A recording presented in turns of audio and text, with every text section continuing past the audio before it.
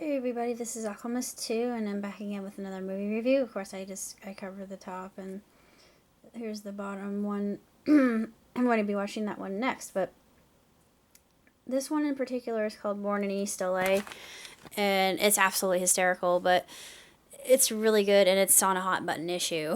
I think everybody should watch this, including President Trump. Anyway, yeah, maybe I shouldn't say that, but we've got Richard Marin, or Cheech, as we all know him, being his ever so enchanting and caliente self. He's on his way to pick up his cousin Javier from the toy factory.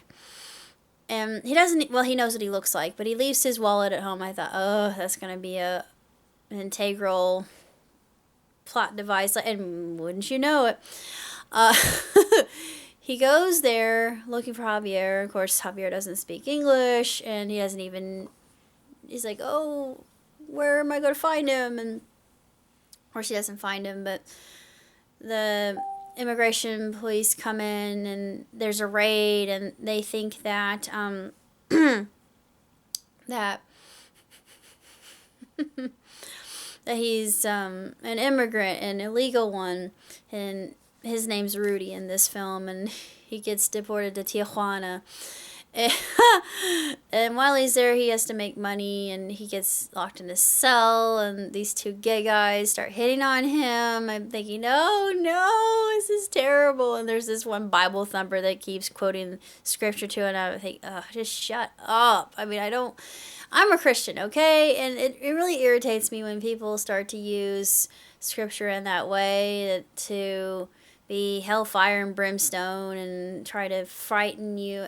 Come on. No, this is not what the gospel is about, okay? It's just, no. Sorry. I mean, for those people who are fundamentalists, it's your fault, but excuse me.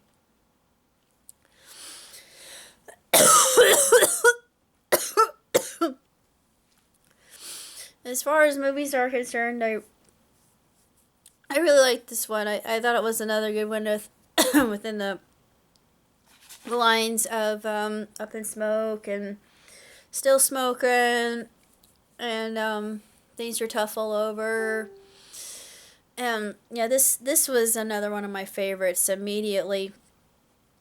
Because he works his hiney off just to go back home, and along the way we see that Rudy is a really kind-hearted individual, and he's got this cart of oranges, and of course there's a kid who doesn't have anything. He just gives him an orange, and the mother says, oh no te robaste, and it's like, no, you didn't steal from me. I'm just going to give them to you because you need them more than I do. He gives them the whole cart. No te robaste. Aww. I mean, it was just so sweet. They weren't being robbed. I'm sorry. They weren't being robbed. He just wanted to pay it forward. He wanted to show just unconditional kindness and altruism toward that woman and her family. And later on, he meets somebody. He falls for her, and we learn later that he can speak German quite well and sing in German, and he reveals as to why that is. I'm not going to go into it, but it was really impressive. And I'm not sure if that plays into his background or not, because I really don't know that much about Mr. Marin. But Mr. Marin is actually a role model for me, because I love him, and I just think he's hysterical, and not only that, but very handsome. And I'm hoping I get a chance to actually meet him at some point in time and just tell him how his films have inspired me and helped me get through some hard times. But the only reason I'm coughing like I am is I was trying to get my lawn mowed, and I only got 3/4 of it mowed because it started spewing out white smoke and frightened me. So I thought, okay, I don't want to burn up my lawnmower because I'm not sure if I'm killing it or not. And then the other one is a riding lawnmower, but I'm thinking I'm an idiot because I don't know how to put it in gear and can't even mow a lawn right. I'm such a failure, but at least I admit to being a failure, and hopefully that will come to an end soon. But this film kind of helped me feel better. I just thought, you know what, screw it. I'm not even going to bother with it anymore. If I can't even mow a lawn, then why even bother? Yeah, I must be getting tired. Why even bother mowing it?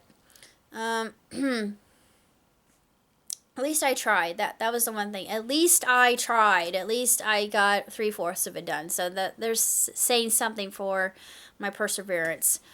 Amongst other things. Let's see. What am I up to? Writing in Eros. I'm going to be working on a script. I'm going to be working on some other new scripts and just getting back to what I was doing. At first I didn't think that doing any of this would be worthwhile just because I was feeling like nothing I did amounted to anything. I was just feeling sorry for myself and kicking myself when I'm down. And I realized I can't do that. This comes after kind of a hiatus that I put myself on just because I didn't think that anybody really cared about what I was doing. The truth of the matter is, even if people don't care, I'm going to get discovered one way or another. I watched a video that just picked me up and straightened me out and never used the word impossible. I do not think that my dream of becoming a producer is impossible. I think at someday it will become reality, as ambitious as it seems. I may be in the wrong state for that, but I'm going to move, so I'm not going to California, but or New York. But I will learn all I have to learn and do what I can. And it might be low budget, but hey, at least I will be able to make my own movies. So that'll be a start. I might start with animation because that's probably the easiest way to go. I really don't have that much to say other than I give this film almost 4 stars because there's some predictability to it, and Cheech is so sweet. I mean, I just think, I just want to hug you. Just let me do it. I have problems. But it's a very interesting film. It was made around the 80s. You hear mention of Ronald Reagan, so it's a throwback. And it's intriguing due to what we're going through right now with the new presidency. And I have a lot of friends who are immigrants, and they're near and dear to my heart, and their family. So it's hits hard with me. And there was one scene that I swear to God, it almost made me cry. And I'm thinking, please, no. But it just, it broke my heart. But what he did just spoke more of his character more than anything else. But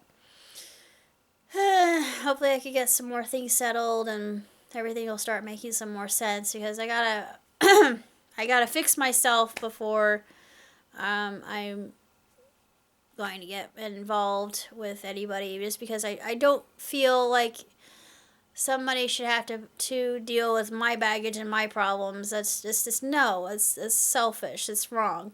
And I don't want to make somebody better. I want to learn with that person. But, there's another part of me that thinks, it actually might not be so bad to be quote unquote alone. Because, I've spent a long time being alone. And, there are some great advantages to that. But all in all, one way or another, it'll work out. I don't know 1 week to the next how things will pan out or what's going to happen, but all will be well, and everything will start coming together, I think. That's all I gotta say. So until next time, live long and prosper. Ciao, Tootsie.